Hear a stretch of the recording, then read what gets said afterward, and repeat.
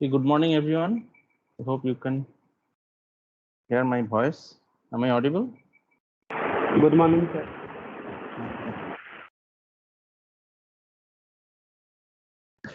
Okay, so today we'll discuss about LS and JJ coupling.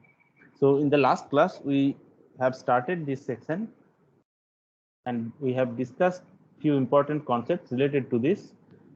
So there are several important concepts like definition of state, energy level, sublevel, term, configuration, statistical weight, line, multiplate. All these things were discussed and explained in the last class. So is there any question on this? Any of this? Okay. Next, what we did is that we started discussing about an atomic system. So roughly, it is a many electronic system. So it has an atomic number of Z. So let's assume that the atom has n number of electrons and Z is the atomic number, where n is usually less than equal to Z. So there are two types of electrons which are present. These are classified into core electrons and optical electrons. And we can write the Hamiltonian of such a system where there will be different terms corresponding to kinetic energy and potential energy, which will be contributed by two factors. So one will be electrostatic energy and other will be residual electrostatic energy that represent the electron-electron repulsion. So up to this much we have explained in the last class. If anyone has any question on any of these things, please ask me. Okay. So now these are the primary terms which are going to contribute in the Hamiltonian. However, there are few additional terms, or let's say interactions, which also contribute towards the Hamiltonian. So one is spin-spin correlation energy. So this is actually coming from the fact that, let's say for an electron, there are two spin states which are possible. So one is up and down spin state. So there are different eigenstates. And these spins, so let's say if I have more than one electron, so in that case, these electrons, or let's the spin of the electrons can align with respect to each other in two fashions. One will be parallel and other will be anti-parallel. And in such case, there will be something called as exchange symmetry. So this will explain in details. So this is related to the exchange interaction, or let's say exchange symmetry is responsible for the origin of exchange interaction. So we will very soon see in details how this interaction arises and what are the consequences of this thing. So in very simple terms, you can assume that the total wave function of any electronic system, or let's say any quantum system, has to be overall antisymmetry, which means that the terms, or let's say the components of the wave function, which constitutes of the spatial part and spin part and time part. So the net product of all these three have to carry an overall antisymmetry. This means that either one of them have to be at least antisymmetry. Okay, that also I hope you know all about this information already, and we'll also see this thing in details later. Then there is another type of interaction that is called as spin orbit interaction. So this interaction is originating from the spin angular momentum and orbital angular momentum when they couple with each other. So this is the interaction that contributes to the Hamiltonian. So we discussed this thing into great details in the last class when we discussed about electronic motion in the presence of the magnetic field that is generated by the proton, and how this L dot S term can arise, that we have discussed. So this is basically a spin orbit interaction. And there are few other small corrections which also contribute towards the Hamiltonian. Now, if we are talking about lighter atoms means the atomic number Z will be small. So in such case, usually it is observed that residual electrostatic interaction and spin correlation energy, they are usually much higher than the spin orbit interaction. So the very simple reason is the following. Usually the spin orbit interaction, it is proportional to the fourth power of atomic number, that is z to the power 4. So if z is small, then the strength of spin orbit interaction is also expected to be significantly smaller compared to, let's say, a heavy element, something like bismuth or cadmium, something like that. Okay, because z is large. So for such systems, that means when z is small, the spin orbit interaction is usually much lesser, and the other terms like residual electrostatic interaction and spin correlation energy, they have a higher contribution compared to the spin orbit interaction. Now, when we are talking about the coupling between L and S, so usually it is expressed in the form of the dot product between these two angular momentum vectors, that is L dot S. So we have seen this thing already. Now, when we are talking about heavy atoms, in such case, Z will be large, and the spin orbit interaction is quite dominant for such systems. And here, specifically, if the spin orbit interaction is dominant, that means the spin angular momentum and orbital angular momentum, they will no longer be independent. However, they will couple together to form something called as a total angular momentum vector J. And the coupling that will be interested in such systems will be called as JJ coupling. So L and S will be contributed or basically taken care of by individual J's there. So if we take a very simple example, let's say if we talk about carbon, then it is a very light element because Z is quite small. So LS coupling will be dominant for this system. However, if I talk about bismuth, then JJ coupling will be dominant. Okay. Similarly, in reality, the practical systems, like let's say if we talk about graphene, then the contribution of spin orbit coupling is quite small. But if we talk about something like a topological insulator of system like bismuth telluride, or even like a 2D material system like molybdenum disulfide, then they have heavy elements, so the spin orbit interaction will be quite large. So here JJ coupling will be dominant one. So these are, I think, quite basic information. So now we'll discuss about LS coupling. So the original name of this coupling is called as Russell-Sanders coupling. So what happens here is that, let's say, if I have the spin angular momentum vector capital S, then I can express it in this form: square root of S times S plus 1 times H bar, where S is the quantum number, spin quantum number here, and H bar is reduced Planck's constant. Now, where from this big S is coming? So let's say I have n number of electrons. Okay, so let's say I have n electrons. So these are labeled by 1, 2, 3, 4, n. Okay, and each one has a spin. Let's say S1, S2, S3, and so on, Sn.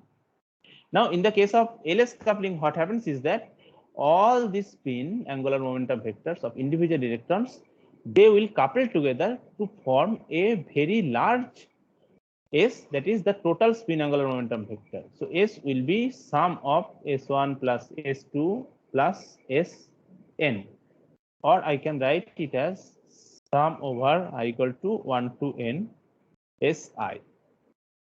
Is this part clear to everyone?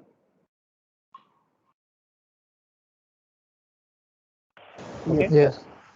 So now, if I have S, that is this large angular momentum, spin angular momentum vector, then I can define an operator that is called as S square.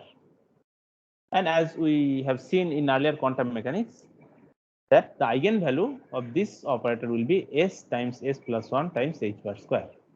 Okay. Now the question will arise, what will be the possible values of S? So here the values can range between these two extremes. So the maximum will be the maximum sum of all these spins, that means S1 plus S2 plus S3 up to Sn. And the minimum will be the minimum of this, the mod of this. So it means it can be negative. And if I want to know the all possible ranges in which basically the values of S can lie into, so I'll take the minimum value and then I'll add 1 every time until I reach the maximum value. So let us take an example. I think here, let's see if I have an example. So let's say I talk about a 2-electron system. So this is a very common and easy to understand system. So I have first electron, so the spin will be s1 equal to half, and for the second electron, the spin s2 will be half also. Now, if I combine these two, the total spin will be, let's say the maximum will be half plus half, okay, and the minimum will be half minus half. So the possible values will be 1 and 0.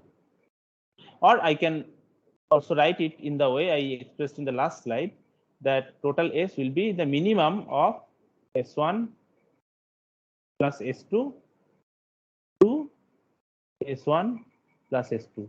So the minimum here is 0, and then I add 1 with that, which is 1, and that is the maximum in this case. Okay. So for this 2-electron system, the possible values of total angular spin angular momentum will be 0 and 1. Now the multiplicity will be defined by this factor. That means further splitting which is possible from these two. So this will be 2s plus 1. So that will be 2 times half plus 1, which will be 2. So this is called as a doublet level. Okay. So I hope this is clear to everyone. And there is another statement which is true for these cases, that the state with highest S usually have the lowest energy. Okay. So is there any question on this? Sir, I didn't get the minimum value of S. So for example, if we have 3 electrons, what will be the minimum S? Right, very good. Okay, so let me see. I have probably given it as an exercise here.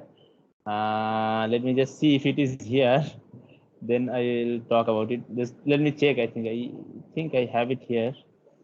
Okay, so I have it actually in the 3-electron problem. Let me just see for a second if it is here. Okay, yeah, here actually I have it. Okay, so let's say I have 3 electrons. So in this case, I have S1, S2, and S3. Each one is half. So what will be the total value of S? So what I can do is that I can first couple these two, S1 and S2. Okay. Once I do that, then I will get, let's say, S prime, which are 0 and 1 that we have just seen. Now, further what I will do is that I will couple S prime and S3. And that will give me the total value of S, which are half and 3 by 2 here. So the total value, or let's say the possible values of S, that is the total spin, will be half, half, and 3 by 2. Okay. Is it clear? Yes, sir.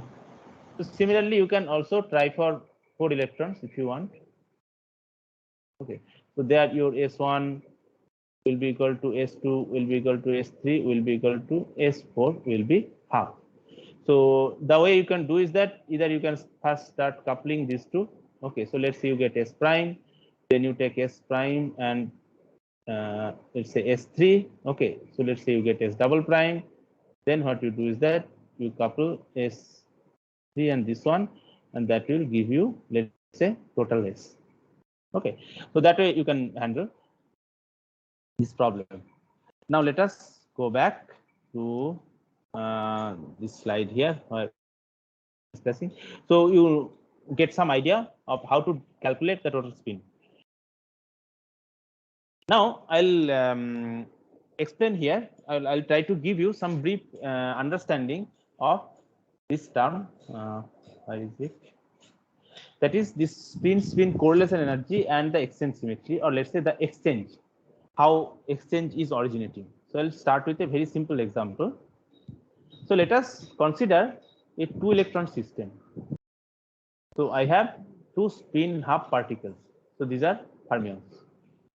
Now let us assume that the interaction Hamiltonian between these 2 spins is this one. That is H is equal to A times S1 dot S2. A is a constant.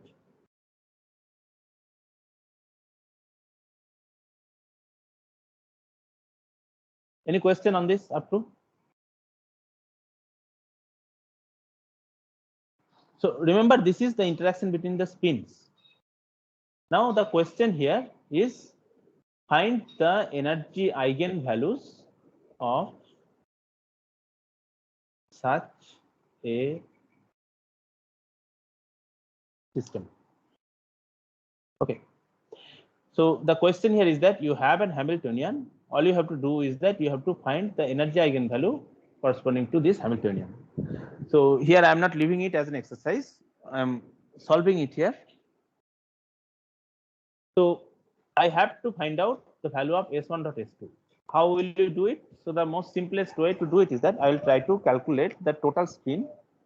So the total spin angular momentum will be a vector sum of S1 plus S2, which means that I can express the square, or let's say this square will be S1 plus S2 dot S1 plus S2. Okay, and if I now expand this,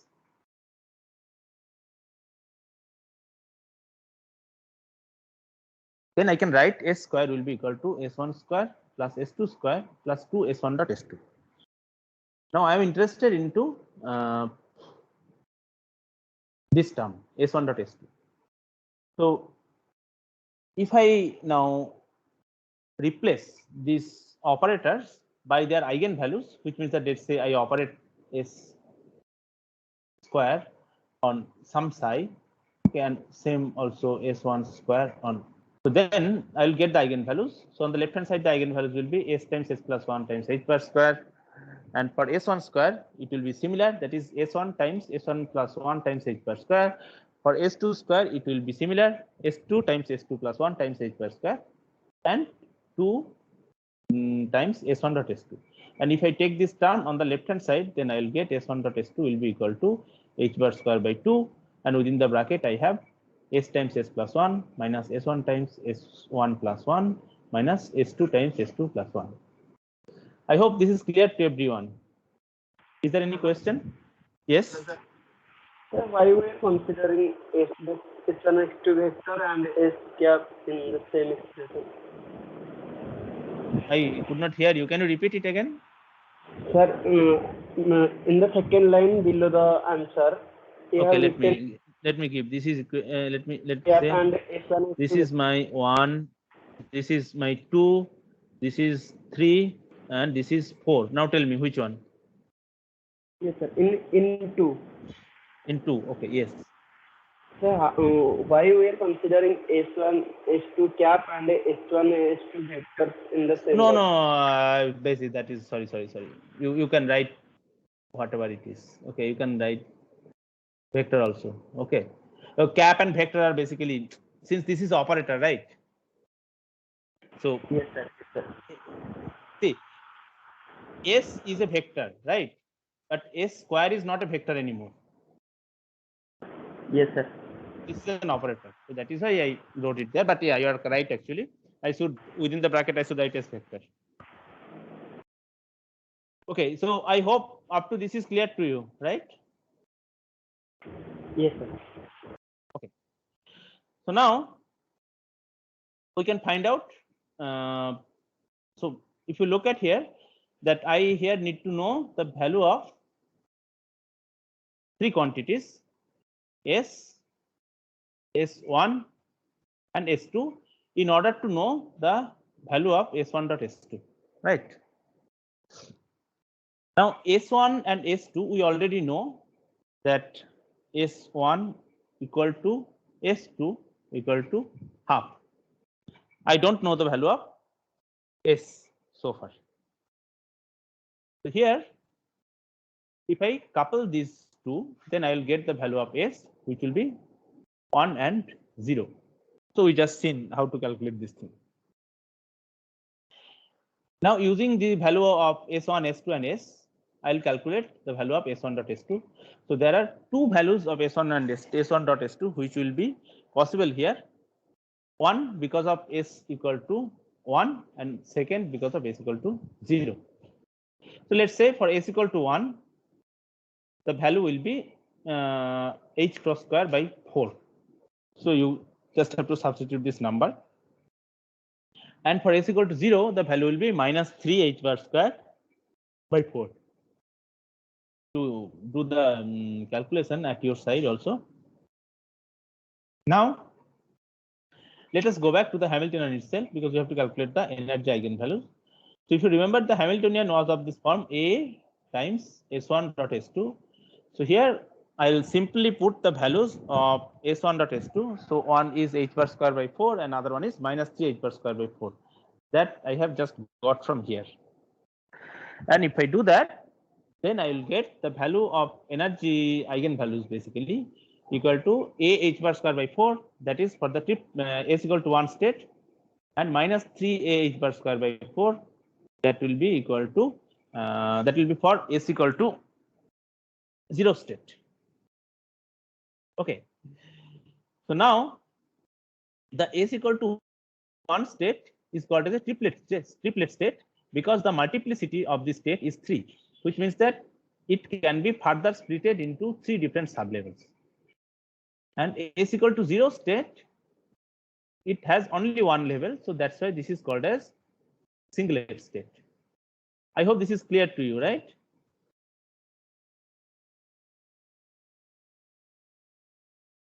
Yes, sir. Okay. So now let us draw the energy level diagram. So earlier we had 2 spins. If I just say S1 and S2, when they're not interacting, they are basically at the same energy level. Now, as soon as they start interacting to this Hamiltonian, then I'll get a splitting of the energy level. So the triplet state has a higher energy and the singlet state has a lower energy. So here the S equal to 1 state will be high in energy and S equal to 0 state will be low in energy. And the multiplicity of S equal to 1 state is 3, which means that there are 3 sublevels which will be associated with it. And S equal to 0 state does not have any further multiplicity. So there will be only one energy level which will be associated with this thing. So I hope up to this is clear, right?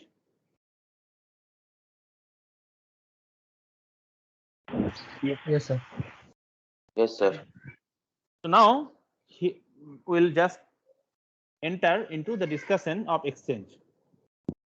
So if you look at here, that when there was no interaction Hamiltonian, that means this term was not present,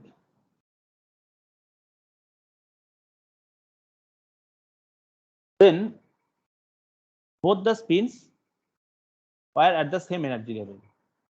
But as soon as there is an interaction term S1 dot S2, then we get a splitting of the energy levels. And if you calculate the splitting is exactly, so let's say if I want to calculate delta E, that is ET minus ES. Okay, so that will be, I think, AH bar square by 4. Okay. This is AH bar square by 4 minus 3H bar square by 4. So this is actually equal to A H bar square. Okay, or you can say delta E is basically proportional to A. So the splitting between the energy levels is proportional to the strength of this interaction Hamiltonian. Remember here that S1 and S2, they are just spin operators, or let's say spin vectors.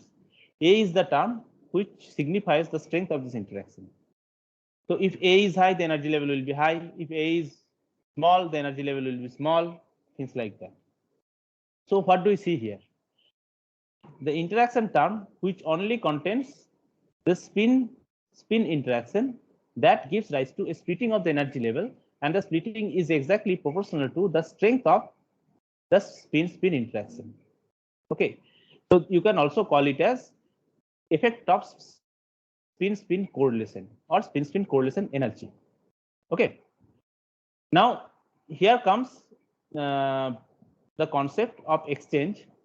So this what we explained so far is a very simple expression. However, if we talk about a let's say large number of electrons, that means let's say there are n number of electrons, then I can expand this interaction through this type of a form, that will be H will be equal to minus J sum over Si dot Sj.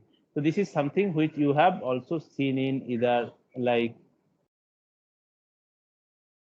Heisenberg Hamiltonian or even like Ising picture.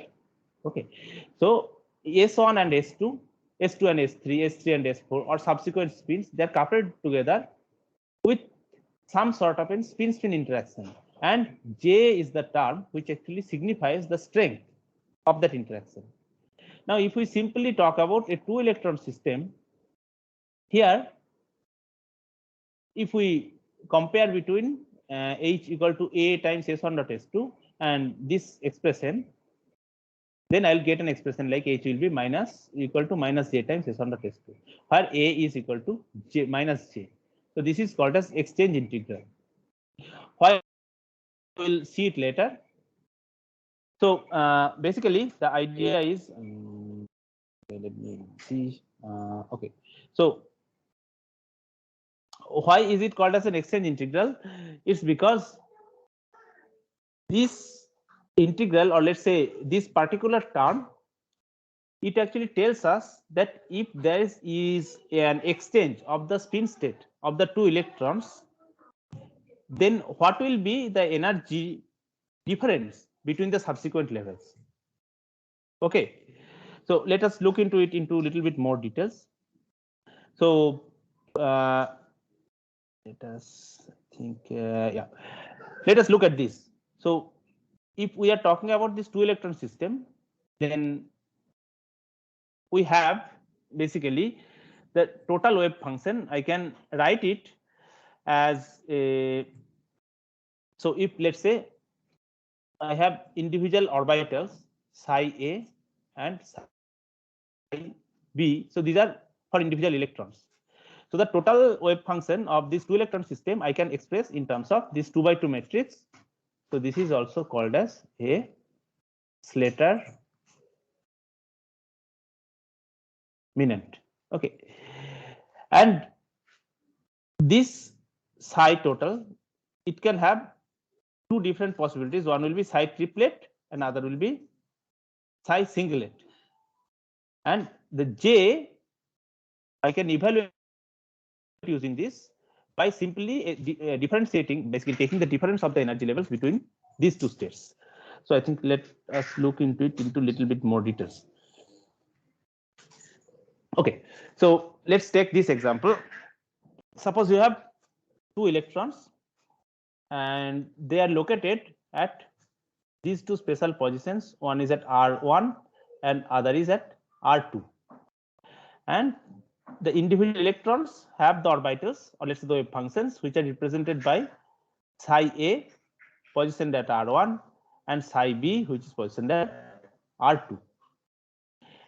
So these are individual electronic states.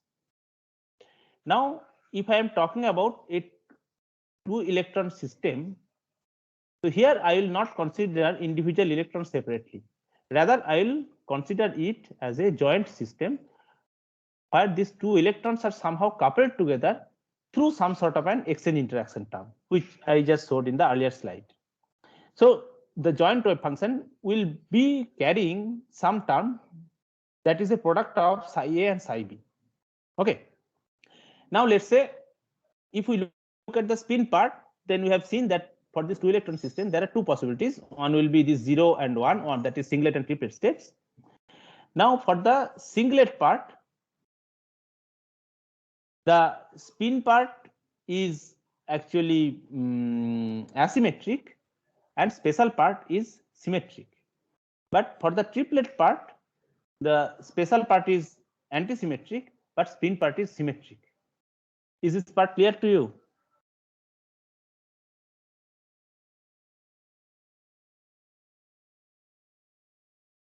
Anyone? Sir, there would be any reason behind this? the special part should be symmetric for singlet, and the spin part should be Okay, anti-symmetric. very good. Okay, let me just explain it. Okay, let me go to the slide actually.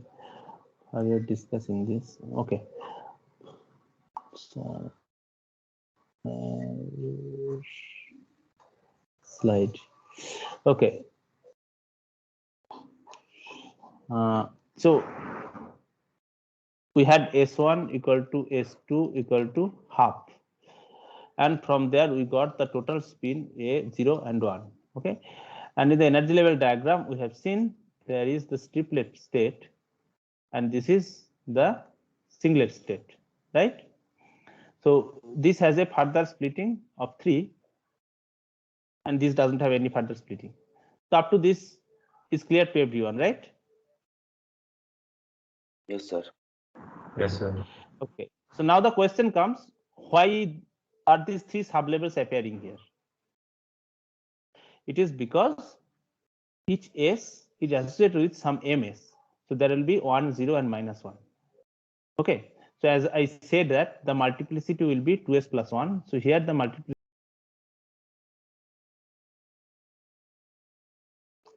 So I hope up to this is clear to everyone, right? Here 2S plus 1 will be 1. So MS will be only 0, right? Is it clear? Yes. Okay. Now let us choose some basis set. So let us say we want to find out the form of the wave function that will represent the spin part. Okay, so let us choose some basis sets. Okay, so let's say if this is a spin, so if it is a spin half, then it can have 2 different configurations. So one is up, other is, let's say, down.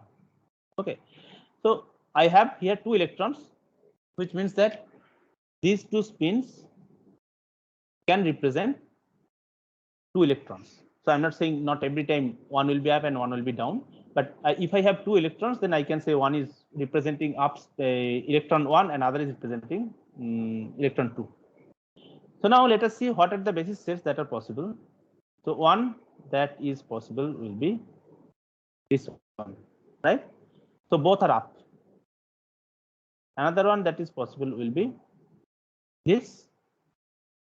Okay. Now another one that will be possible will be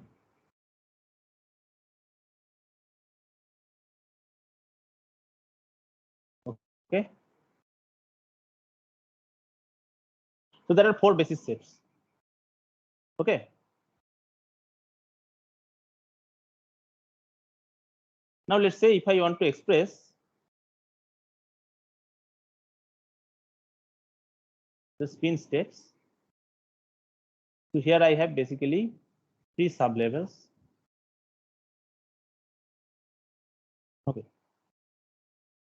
So this is not, of course, as per the energy.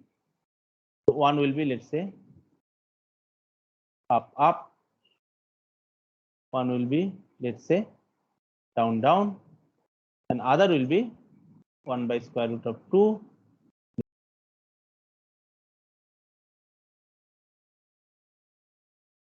plus down, down.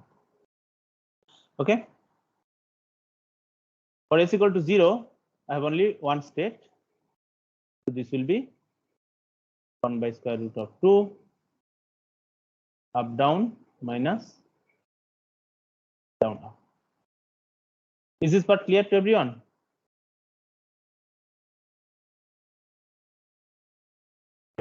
Yes, sir. But why is the Now, minus? I'm coming to that.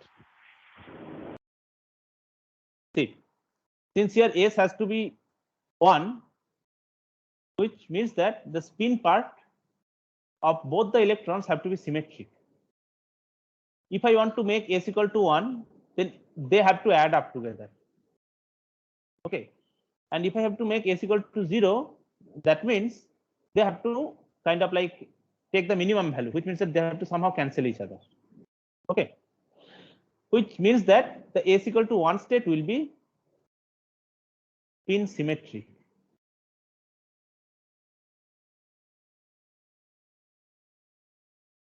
And s equal to 0 state will be spin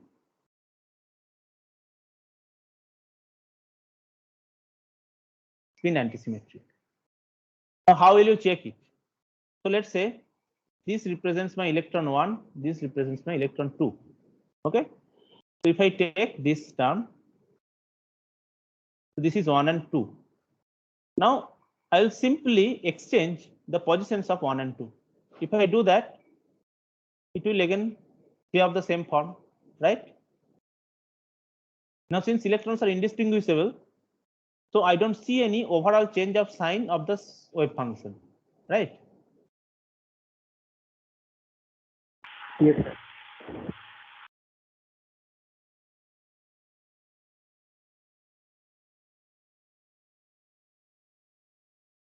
Okay, same is true for this one and same is true for this one.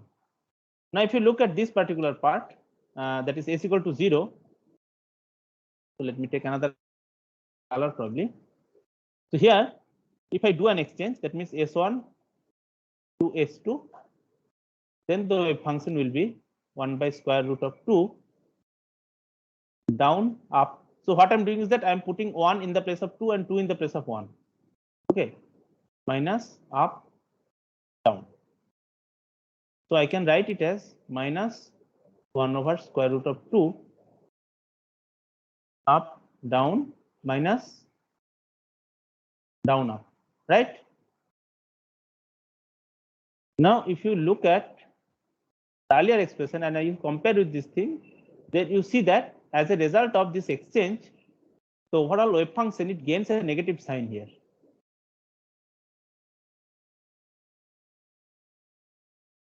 Right? So that is why it is antisymmetric with respect to the exchange of the two spin states. Is this part clear? Yes, sir. Okay. Now let us go back. Take another slide probably.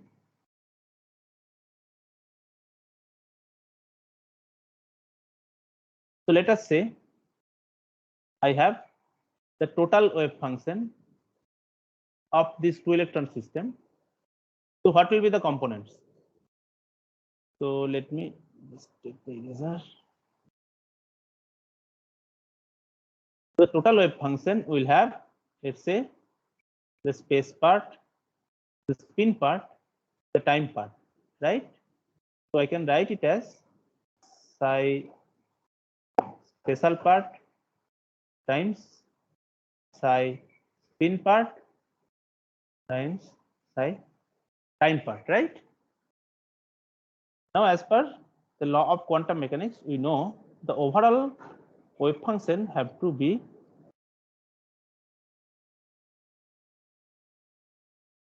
antisymmetric, right? Which means that the individual components have to arrange within themselves in such a way that this antisymmetry is being maintained. Which means that, let's say, if the spatial part is symmetric and the product of these two have to be, let's say, antisymmetric and antisymmetric. Why? Because then antisymmetry and antisymmetry will multiply each other and make it sorry, this is wrong actually. Let's say here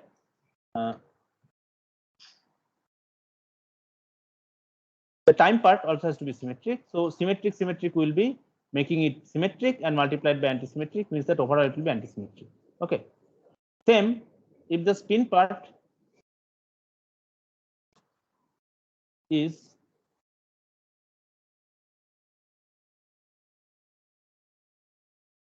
symmetric, then the special part has to be antisymmetric, which means that this one also has to be symmetric. Okay. So now typically we work with stationary state, so we don't bother about this one much. Okay. So we usually deal with the wave functions which are a function of R and S. Okay. So let's say there we deal with the special part times the spin part. Now we have two cases. One is, let's say, the triplet. So if I write this is the total wave function of the triplet state, then for this case the special part and the spin part. So the spin part is already symmetric, we have seen, right? Which means that the special part have to be antisymmetric. And for the singlet part, let's say this is psi s, the special part has to be symmetric, and as the spin part is antisymmetric. I hope this is clear to everyone. Anyone has any question on this?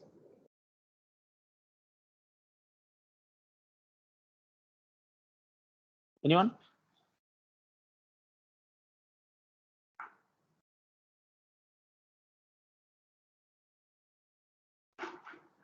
Okay. So this is clear to everyone, right? Yes, sir. Sir, Yes. sir, once again explain this triplet and singlet. Okay. So here I explained this triplet state. No, So sir, here- just last part. So let's look at this first. So for the triplet state, we saw that spin part of the wave function have to be symmetric. And for the singlet part, the spin part of the wave function have to be antisymmetric. So that information we have received already. Now, if we want the overall wave function to be antisymmetric, that means the spin part is symmetric, you already know, which means that the special part have to be antisymmetric for triplet case. And for singlet case, the opposite has to happen, which means that the special part of the wave function have to be symmetric.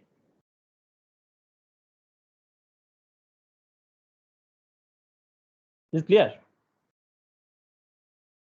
Yes. Here I wrote chi here instead of psi here because usually actually chi is representing the overall wave function of the spin part, but psi spin and chi spin are same. Okay, don't get confused because of that. Okay, so if this is clear, then we'll now. So we actually learned a very important concept here, that just simple interaction between two spins that gives rise to a splitting of the energy level, and that energy level, the level of splitting is usually proportional to the strength of the exchange interaction. Okay. Okay. So now what we will do is that we will now go to this part here. So here, as I was explaining, so let us now look at what will happen to the spin part. Sorry, special part. So we have two electrons which are specially located at these two positions, that is R1 and R2. And individual wave functions are, or let's say the individual electronic wave functions are denoted by psi A and psi B. So here I have two indices. So let's say psi A R1. Okay. So R1 it represents position. Okay. And this one electron energy level, let's say.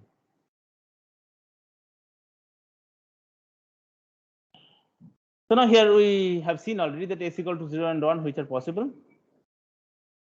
So as I just explained that for the singlet part, the spin part will be asymmetric and special part will be symmetric, and for the triplet part the opposite will happen here. Okay. So now, if I want to construct a joint wave function of this two electronic system using the individual orbitals, then I can take this particular form. So as I just explained here, that this later determinant. So you have already come across this thing, I think, already for a fermionic system.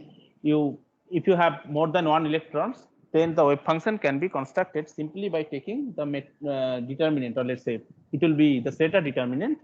You can put the individual states, and the expanding that determinant will give you the total wave function basically.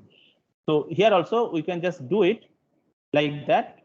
So it will be psi A, psi B. So you can also write it like this. That means, let's say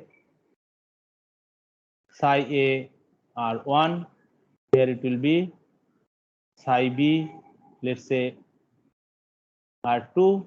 Okay. Then so there are actually two levels. So this one will be psi A R2, and this will be psi B R1. Okay, so that way also you can represent it. So there will be two possibilities. In one case, it will be psi A R1 times psi B R2 plus psi A R2 times psi B R1 multiplied by the spin part, that is chi S.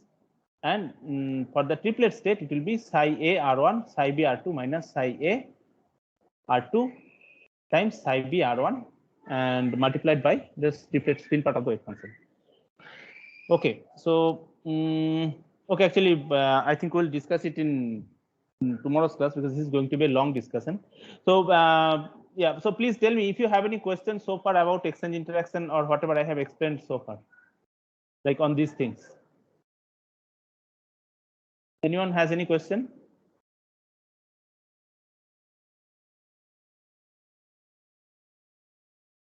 No? Okay, so if not, then we'll finish the class here today, and we'll meet again in the next class. Okay. Okay, sir. Thank you. Thank you, sir. Thank you. Thank you, sir.